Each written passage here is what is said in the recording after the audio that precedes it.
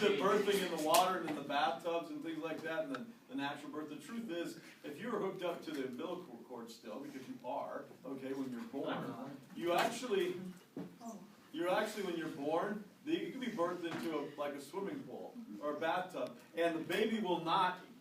This is actually a miracle of birth. When the baby comes out, and actually when its lungs actually feel the oxygen when it starts, that's the first time it breathes. It's not breathing inside, right? And so if you birth into water, and as long as you're attached to an umbilical cord and it's still sitting there, it will actually just sit in water and still not breathe. And you can be sitting there for like 5 hours if you want. Okay?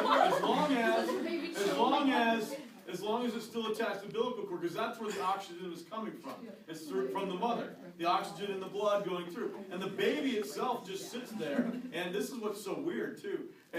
It's just, when it's inside the womb and all the amniotic fluid is in there, have you ever seen a baby right after they're born and when they go to the bathroom for the first like 3-4 days, they're in the womb and all the amniotic fluid is flowing around. It goes into their nose, into their mouth, things like that, but they're not breathing that, it's just going through their system. So when they actually poo for the first like 3-4 days, it's like this tarry substance that's actually all the amniotic fluid that's gone through the system. Have you seen a small child's poop?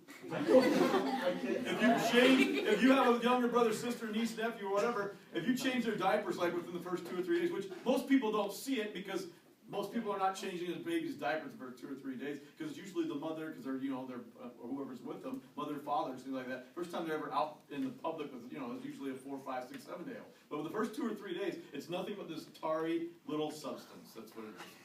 So, and it's basically the amniotic fluid that's in there. It's basically the amniotic fluid that's gone into the body, and it's actually in the stomach and all the other stuff. All right, so we got pi4, negative pi4.